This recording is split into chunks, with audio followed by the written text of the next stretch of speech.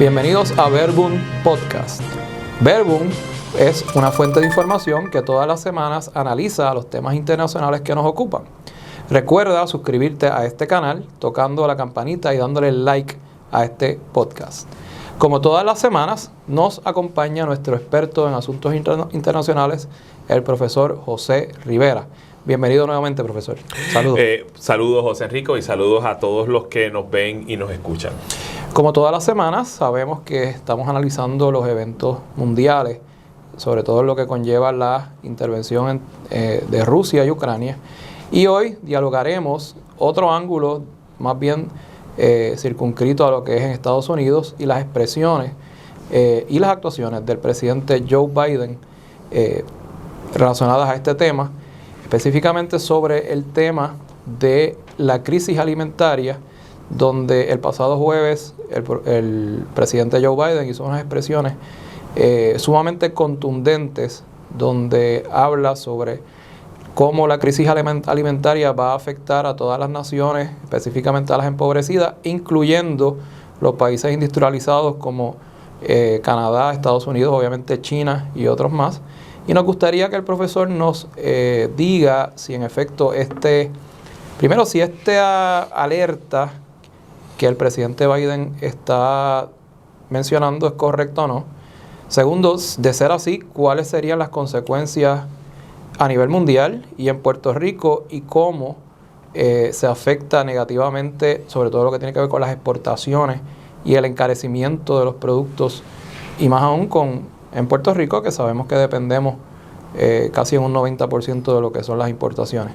Así que, profesor, nos gustaría que nos explicara en detalle sobre este tema. Claro que sí, y es algo que yo venía advirtiendo en todas mis intervenciones en los medios de comunicación, porque muchas veces cuando ocurren escenarios como este, de conflicto, cuando se abren las hostilidades entre dos países, pues una de las cosas que se piensa primero es los combustibles fósiles, particularmente petróleo y gas natural, que también es un problema. Pero no pensamos precisamente en otras cosas. Y hay que decir lo siguiente.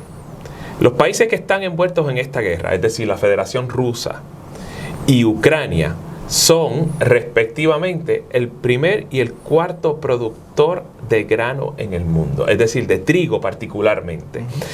Todos sabemos la importancia del trigo para productos de consumo, bienes de consumo basados en el grano, particularmente y principalmente el pan.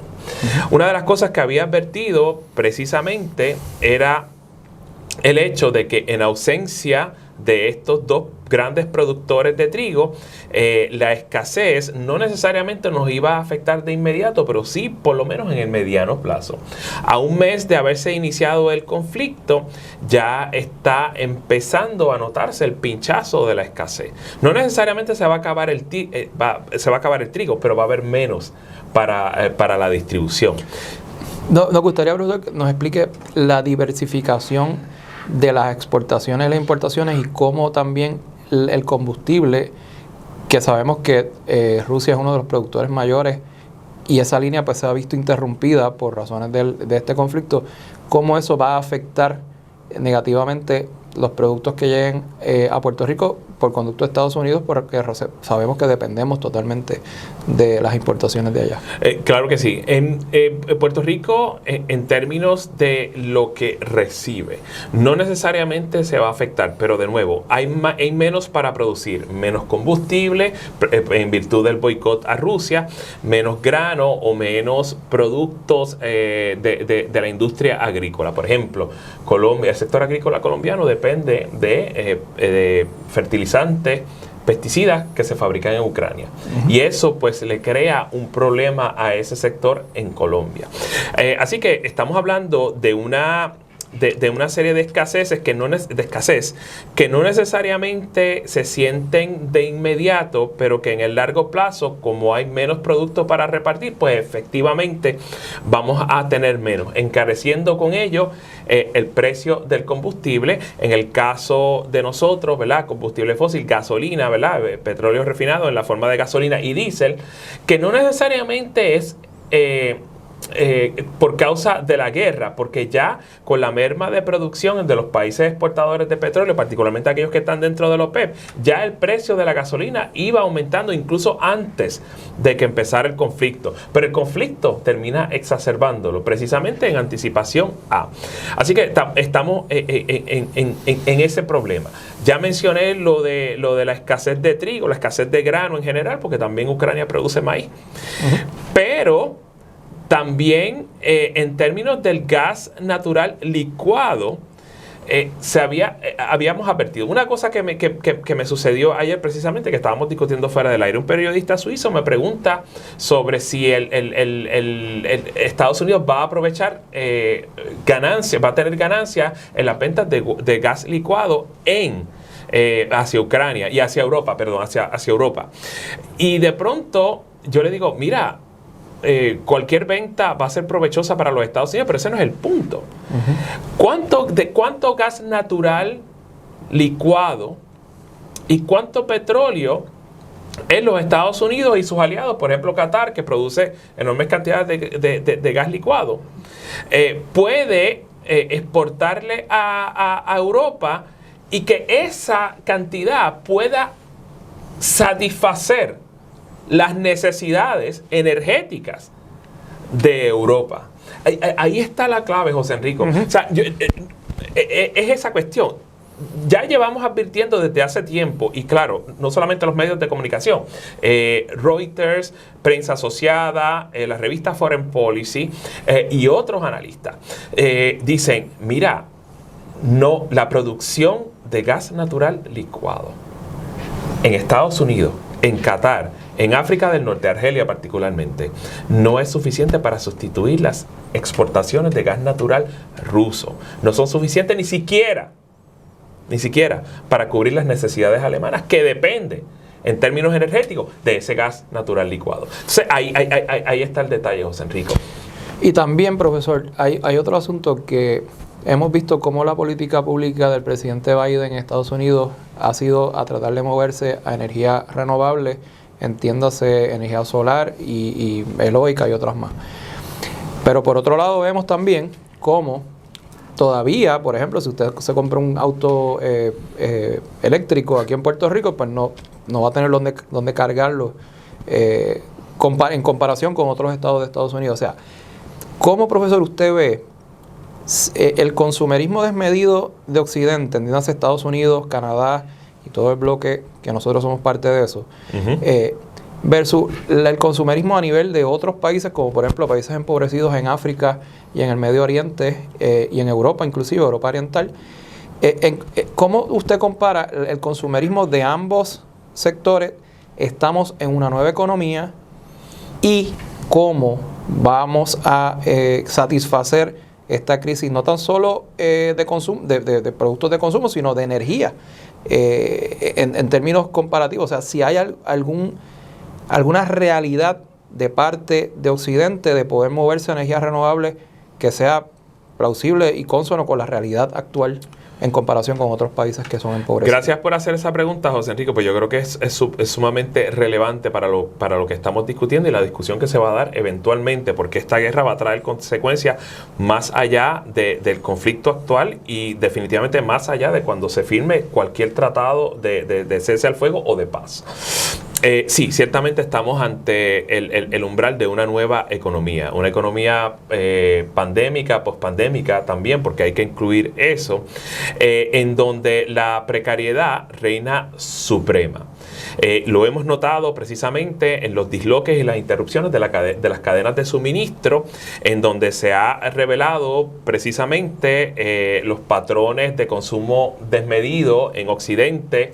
Ya tú bien lo dijiste, Estados Unidos, Canadá, el bloque europeo, algunas naciones asiáticas y claro está, Latinoamérica. Así que estamos notando eso. Pero al mismo tiempo también estamos notando que esa escasez va a afectar muchísimo más aquello que desde un pensamiento más activista, académico, a favor de lo que mal llamamos el tercer mundo, ¿verdad? Es el sur global. Es decir, las naciones más empobrecidas en Asia, pero sobre todo, y en la América Latina, pero sobre todo en África, donde la ausencia de combustible, ¿verdad? Porque estas naciones no se pueden dar el lujo de, por ejemplo, conectar un carro eléctrico. Así que Tesla no va a estar ahí presente en África. Pero tampoco se pueden dar el lujo de no recibir la cantidad de grano o de combustible, digamos, butano, querosene, para activar sus cocinas. ¿Verdad? Muchas de estas economías precarias dependen de esas exportaciones, y ciertamente en momentos de crisis Occidente tiende a acaparar recursos, lo hemos visto, no solamente combustible, no solamente bienes de consumo, sino también vacunas y vacunas anti-COVID. Y claro está, otros servicios de cuidado de salud, otros instrumentos de servicio y cuidado de salud.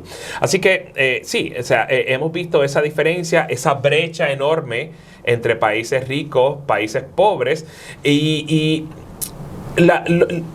eventos extraordinarios, y lo digo, ¿verdad?, en el sentido más liviano del término, como la pandemia y ahora la guerra entre Ucrania y Rusia, presentan, ¿verdad?, los disloques que nuevamente deberíamos abordar. ¿Y cuáles son esos disloques? Bueno, pues que probablemente en algún momento vamos a tener que procurar que mucha de esa producción se haga de manera local, el regreso de la producción nacional. Lo vimos, por ejemplo, con la fabricación de equipo protector, ¿verdad?, médico, porque la mayor parte de ese equipo, mascarillas, ¿verdad?, batas y eso, se producen en China, pero también productos agrícolas.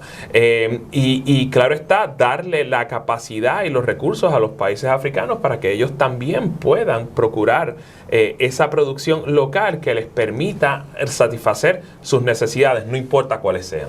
Profesor, comparando esta crisis que estamos viviendo ahora, que se avecina, la crisis alimentaria, la crisis en el encarecimiento por la inflación y todo lo demás, este silencio de China en términos de lo que es el COVID-19, que hemos visto que no ha querido compartir ningún tipo de información, ¿podría haber o cabría la probabilidad de que haya un nuevo resurgimiento de algún brote por la falta de información que tenemos que afecte negativamente la economía nuevamente, ya como lo hemos reseñado? Sí, sí, José Rico. La respuesta corta a esa pregunta es sí.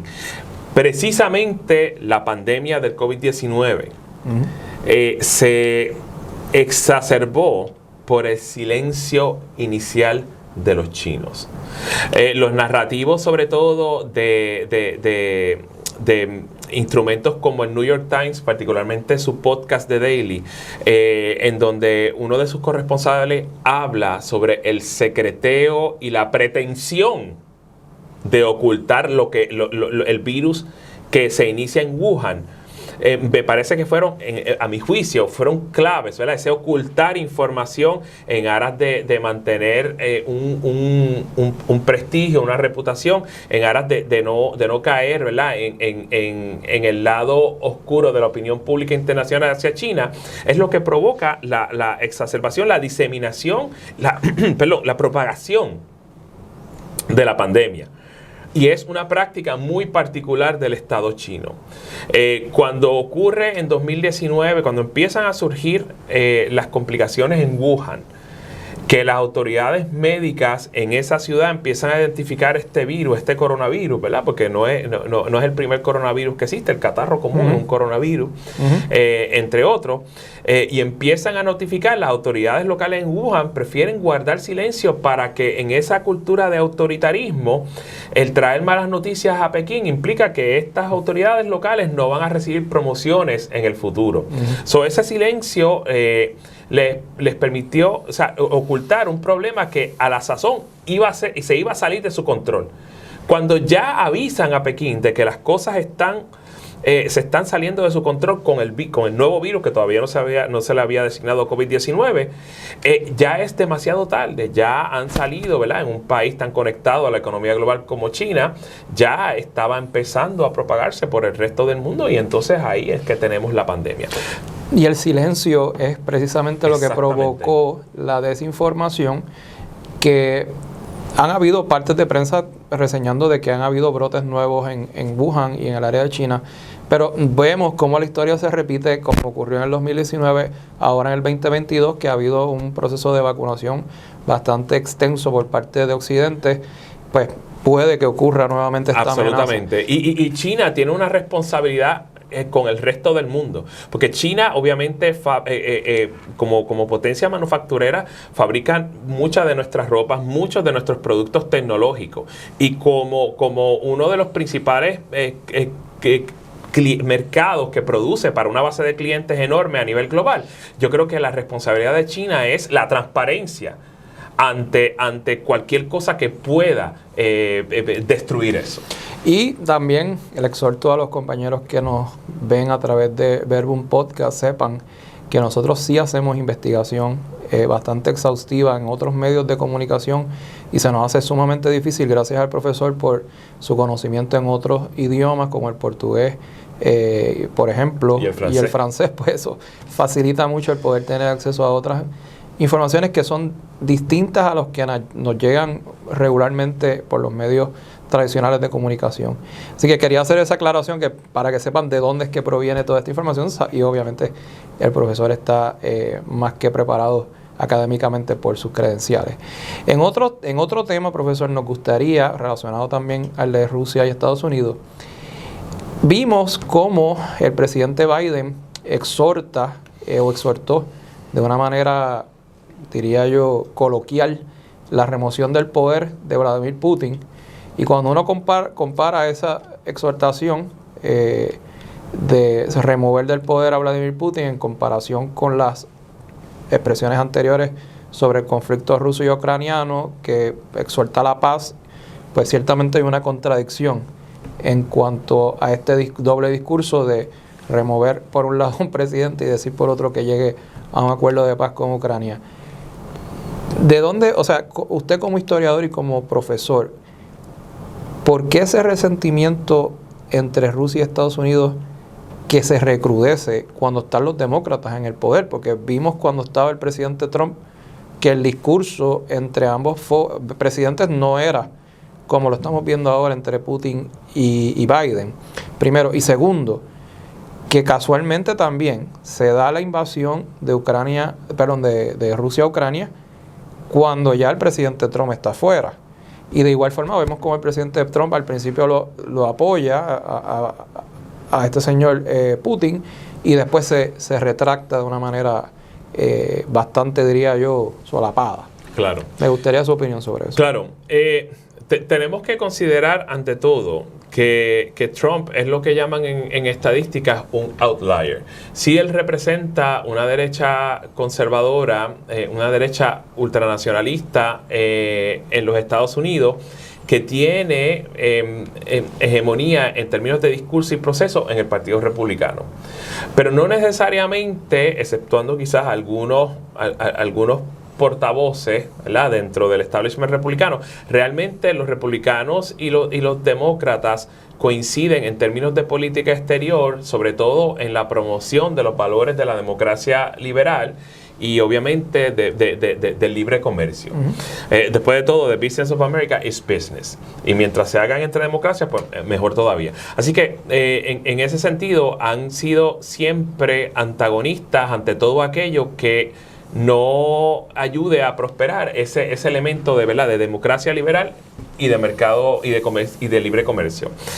Entonces, el antagonismo entre Biden y Putin puede ser muy similar a las tensiones o el antagonismo que hubo entre Obama y Putin, o entre Bush y Putin en un momento dado, aunque hubo mucha química entre ellos, y entre Clinton y Putin. Pero sí, o sea, es mayormente demócrata. Me parece que es algo muy típico y particular de ese establishment, en el sentido de que Rusia es un adversario. Rusia es un adversario geopolítico.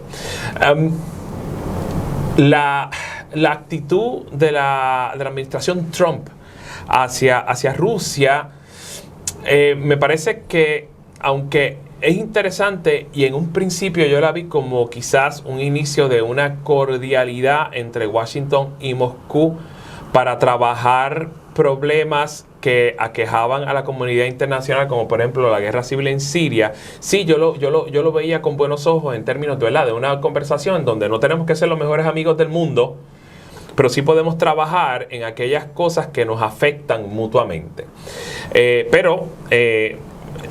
A medida que pasaba el tiempo, ¿verdad? La administración Trump básicamente era favorable a Rusia en términos de una química que el expresidente estadounidense asumía y presumía de tener con Putin.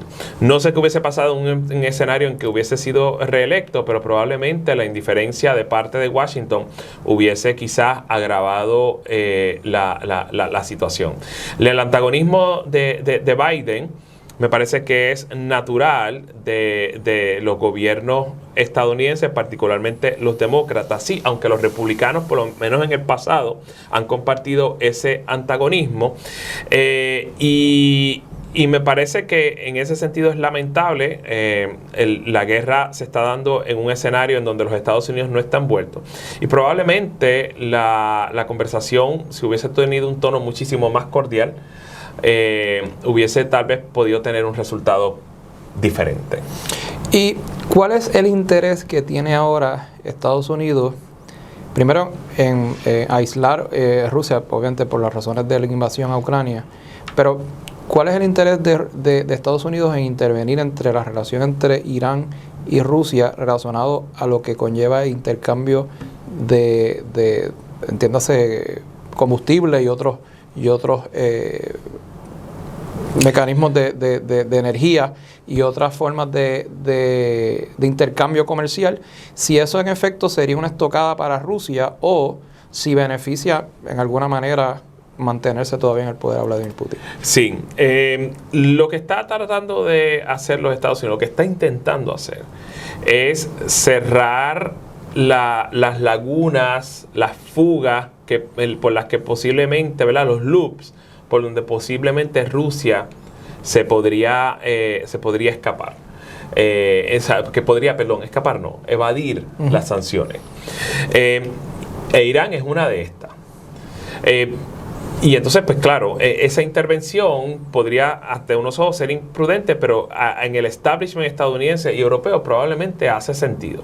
Porque lo que se está tratando es de apretar y cerrar el cerco a Rusia para que sienta el golpe contundente de las sanciones. Y eso es lo que va a tratar de hacer. O sea, esa coordinación, ese monitoreo constante, ese cerrar algunos de los yo no sé cómo decirlo en español, el loop, ¿verdad? En las sanciones, pues podría precisamente eso, es sencillamente cerrarle el cerco a Rusia.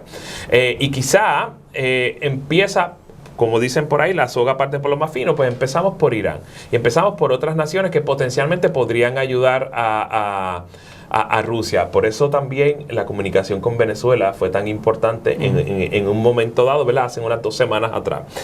Quizás el loop más grande es el de China, y probablemente si Estados Unidos logra una victoria diplomática persuadiendo a China de que posiblemente deberían estar del lado correcto de la historia, que es el de penalizar a Rusia por relación a esta guerra de agresión con Ucrania, pues entonces habrían en ese sentido consolidado la victoria y Rusia se encontraría en una encerrona de la que no puede salir, que también puede ser peligroso. Estas cosas son un arma de doble filo. Ya veremos, es un juego literalmente de ajedrez y el tablero es sumamente complicado. Nada está aislado, todo está interconectado. Absolutamente. De igual manera, y con esto concluyo, profesor, en el New York Times reseña de que supuestamente hay algunos movimientos para poder llegar a un acuerdo de paz entre Ucrania y Rusia, específicamente tratando de cesar el fuego en el área del norte. ¿Cómo usted lo ve, profesor? Sí, bueno, es uno de varios intentos, todo es contingente, va a depender de la buena fe de parte del lado ruso. Ya hay una serie de ofrecimientos, concesiones incluso de parte del lado ucraniano, la principal, la neutralidad. Y evidentemente eso va a ir para el crédito del presidente turco, ¿verdad? Recep Tayyip Erdogan, si logra entonces quizás consolidar algún tipo de memorándum de entendimiento, no de tratado necesariamente, memorándum de entendimiento en el que las partes simple y sencillamente van a hacer lo que le corresponde. Hay muchas cosas que discutir, ¿verdad? La desmilitarización de Ucrania no es absurdo. Todo país necesita un aparato de seguridad eficiente, tanto interno como externo para operar, y claro está, la denazificación es absurdo. Hay nazis en Ucrania, pero estos son pocos y realmente no influyen mucho en la política ucraniana, pero claro, la propaganda rusa los presenta como que dominan todo ese proceso. Aquí hay que estar muy pendiente. Obviamente siempre está la posibilidad de que estas conversaciones se caigan, pero sí estamos observando, por lo menos en el campo, en el terreno ucraniano,